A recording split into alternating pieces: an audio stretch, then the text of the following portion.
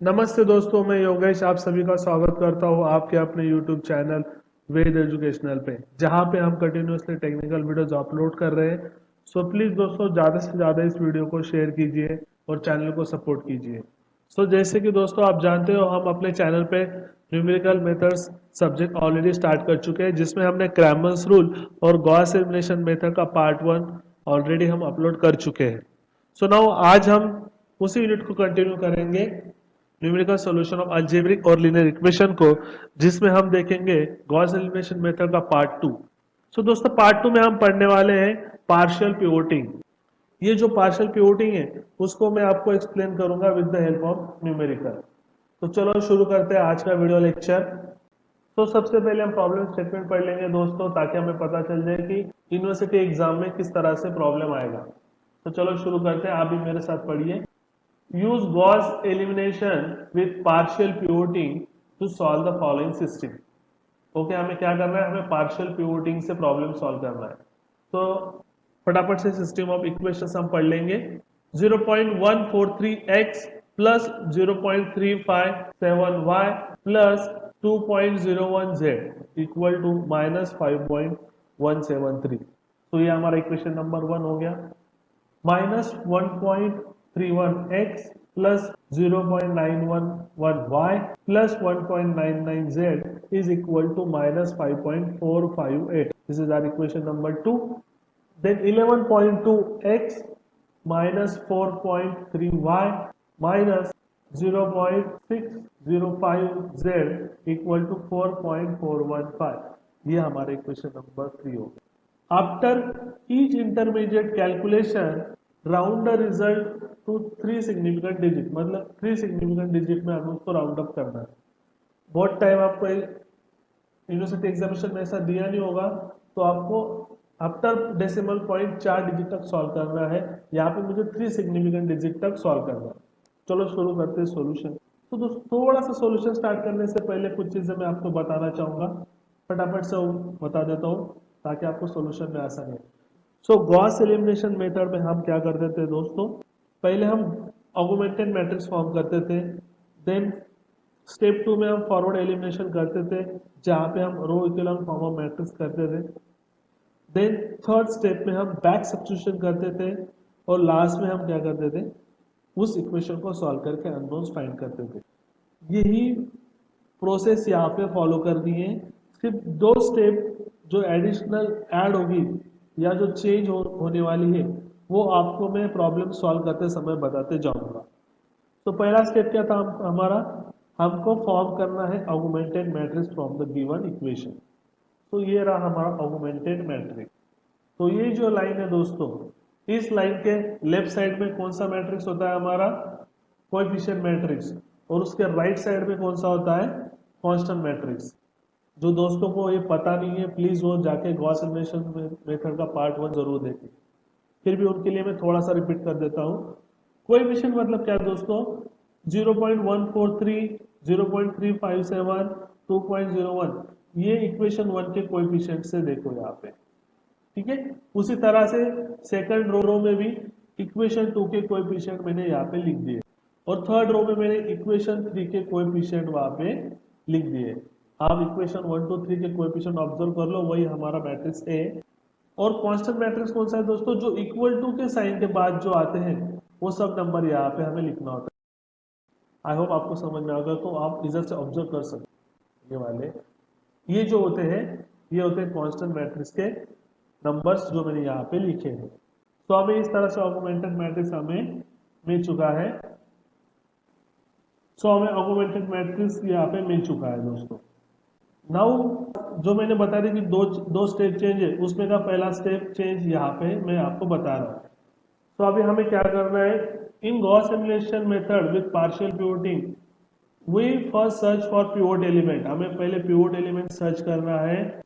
वो एलिमेंट कौन सा है, जो largest absolute value in first column, मतलब ये जो आपका फर्स्ट कॉलम है, इसमें क्या हमें लार्जेस्ट एब्सोल्यूट वैल्यू फाइंड करनी है। इजीली ऑब्जर्व कर सकते हो कौन सा है, 11.2। फर्स्ट कॉलम में सबसे लार्जेस्ट नंबर है 11.2। तो ये हो गया हमारा पिवोट एलिमेंट। अभी क्या करना है, हमें पिवोट एलिमेंट मिल चुका है, तो हमें उस पिवोट एलिमेंट को टॉप पोजीशन पे लाना है, नंबर 1 का एलिमेंट करना है, रो 1 और कॉलम 1 का एलिमेंट उसको करना है। तो क्या करना पड़ेगा हमें, interchange of the row. So we will interchange the row 1 with the row 3, ताकि हमें हमारा पिवोट एलिमेंट मिल जाए फर्स्ट पोजीशन। तो ये हमें मिल गया है। तो इंटरचेंज करने के बाद जो मैट्रिक्स मिलने वाला है वो यहाँ पे मैंने लिख दिया है। तो दोस्तों फर्स्ट रो थर्ड रो को इंटरचेंज करने के बाद हमें ये मैट्रिक्स मिल गई। अभी मेरा नेक्स्ट टास्क देखो, अभी यहाँ से हम गॉस एलिमिनेशन मेथड में जो किया था हम वही करेंगे। हम ये दो एलिमेंट को जीरो करना है जो हमने गॉस एलिमिनेशन मेथड में किया था। तो क्या करना पड़ेगा हमें, इसके लिए हमें यहाँ पे 1 लाना पड़ेगा। तो 1 कैसे ला सकते हैं हम, उस रो को हम 11.2 से डिवाइड कर देंगे बस। तो पहला ऑपरेशन क्या रहेगा हमारा, R1 को हमने 11.2 से डिवाइड कर दिया। इस ऑपरेशन को आप कैलसी में इजीली कर सकते हो। आफ्टर डिवाइडिंग रो 1 ये मैट्रिक्स हमें मिलेगा। R2 और R3 को हाथ नहीं लगाना है, ऑपरेशन सिर्फ R1 में करना है। तो अभी नेक्स्ट टास्क हमारा जो मेन टास्क है, इसको जीरो करना है। तो इसको जीरो करने के लिए क्या करूंगा मैं R1 को 1.31 से मल्टीप्लाई करके ऐड कर दूंगा। ऐड करूंगा, यहाँ पे नेगेटिव है वो प्लस रहेगा तो कैंसिल हो जाएगा, जीरो आएगा। और नेक्स्ट क्या करूंगा मैं, R1 को मैं 0.143 से मल्टीप्लाई करके माइनस कर दूंगा, मतलब मेरा ये एलिमेंट भी जीरो हो जाएगा। सो मेरे नेक्स्ट टू ऑपरेशन रहेंगे, R2 equal to R2 plus 1.31 R1 and R3 equal to R3 minus 0.143 R1। इस तरह से ऑपरेशन करने के बाद मुझे ये मैट्रिक्स मिलेगा। ये कैलकुलेशन पूरा डिटेल में मैं पार्ट 1 में समझा चुका हूँ, तो यहाँ पे मैं डिटेल में जाऊंगा नहीं। तो जिनको नहीं समझ रहा होगा प्लीज वो गॉस एलिमिनेशन पार्ट 1 जरूर देखें। तो दोस्तों यहाँ तक हम आ चुके हैं। इसके आगे हम क्या करते थे, गॉस एलिमिनेशन मेथड में अपर ट्रायंगुलर फॉर्म करने के लिए इसको जीरो करते थे। लेकिन दोस्तों यहाँ पे ऐसा नहीं करना है। मैंने आपको पहले बताया दो चेंजेस है। पहला चेंज मैं ऑलरेडी बता चुका हूँ आपको, पिवोट एलिमेंट कहाँ पे करना था। अभी ये दूसरा चेंज बता रहा हूँ और ये लास्ट चेंज रहेगा, इसके बाद कोई चेंज नहीं है। यहाँ पे हमारा first step of forward elimination complete होता है, जहाँ पे हमने दो एलिमेंट फर्स्ट कॉलम के जीरो कर दिए। अभी हम सेकंड स्टेप में एंटर करेंगे। इसको भी फर्स्ट पास कहते हैं, अभी सेकंड पास में हम एंटर करेंगे। So in Gauss elimination method with partial pivoting, now we will search for second pivot element. वो भी लार्जेस्ट नंबर रहेगा, लेकिन वो नंबर कहाँ और कौन सा रहेगा वो आपको अभी पता नहीं, तो मैं वो आपको बता रहा हूँ। तो फर्स्ट पास में या फर्स्ट स्टेप में क्या किया था हमने कंसिडर किया था फर्स्ट रो फर्स्ट कॉलम। तो अभी हमें ये डिलीट करने हैं, इनको हमें कंसिडर नहीं करना है। हम अभी सब मैट्रिक्स में एंटर करेंगे, यहाँ पे हम कॉन्सेंट्रेट करेंगे, उन दोनों को हाथ नहीं लगाएंगे। तो अभी सेम वही करना था जो फर्स्ट रो और फर्स्ट कॉलम में देखा था, ये यहाँ पे इस कॉलम में देखा था। तो इस कॉलम में लार्जेस्ट नंबर कौन सा है आपका, ये वाला है लार्जेस्ट नंबर। तो मुझे इस लार्जेस्ट नंबर को टॉप पोजीशन में लाना है सब मैट्रिक्स के। तो हम इंटरचेंज कर लेंगे। तो हमारा एलिमेंट्री ऑपरेशन क्या रहेगा, we will interchange R2 and R3। R1 को हम हाथ नहीं लगाएंगे, R1 को वैसे के वैसे लिख देंगे। तो आफ्टर इंटरचेंज ये मैट्रिक्स मिल चुका है। आई होप यहाँ तक आपका क्लियर होगा। तो बस यहाँ से सिंपल गॉस एलिमिनेशन मेथड की सभी स्टेप फॉलो करनी है, या इसके बाद कोई भी ट्विस्ट या कोई भी नया स्टेप नहीं है। तो अभी क्या करते थे, हम इस एलिमेंट को जीरो करते थे। इस एलिमेंट को जीरो कैसे करेंगे, सिंपल है, हम रो 2 में इस एलिमेंट को उसी नंबर से डिवाइड कर देंगे, हमें 1 मिल जाएगा और उसको 0.48 से मल्टीप्लाई करके R3 से माइनस कर देंगे। कैसे, देखो ये हम करेंगे।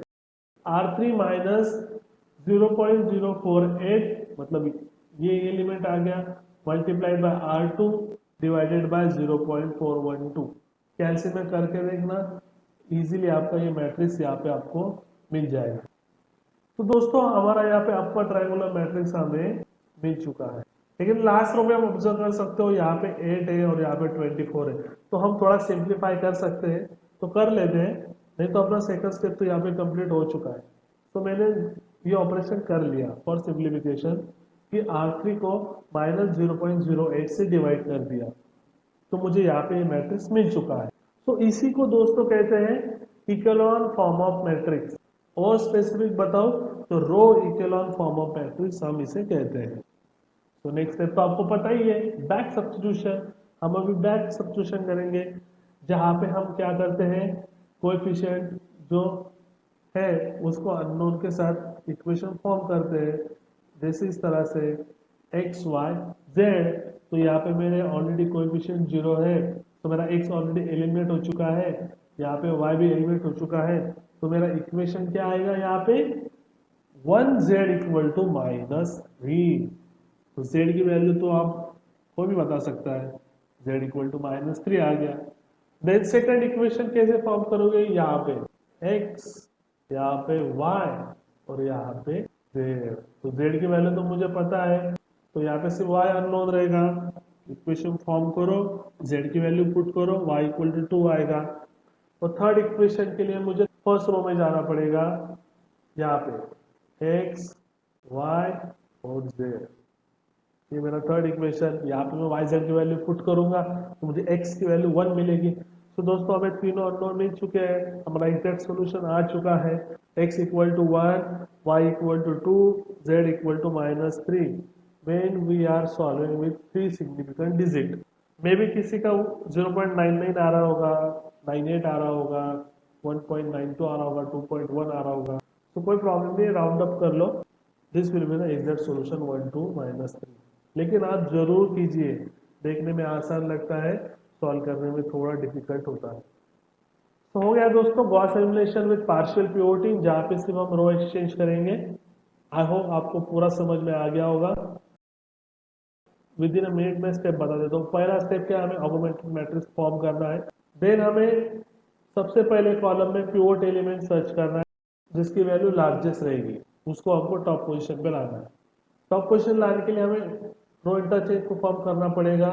अगर फर्स्ट एलिमेंट आपका लार्जेस्ट नहीं है तो रो इंटरचेंज को फॉर्म करो, देन उस पिवोट एलिमेंट को डिवाइड कर दो उसी से, ताकि वहां पे 1 आ जाए।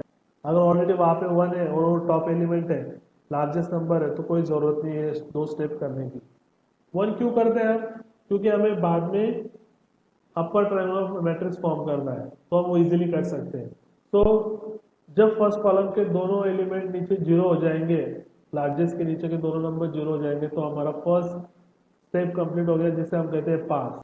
देन फर्स्ट पास कंप्लीट होने के बाद, या first step of forward elimination complete होने के बाद सेकंड स्टेप में जाएंगे, जहां पे हम सब मैट्रिक्स फॉर्म करते हैं और सेकंड पिवोट एलिमेंट को हम सर्च करते हैं।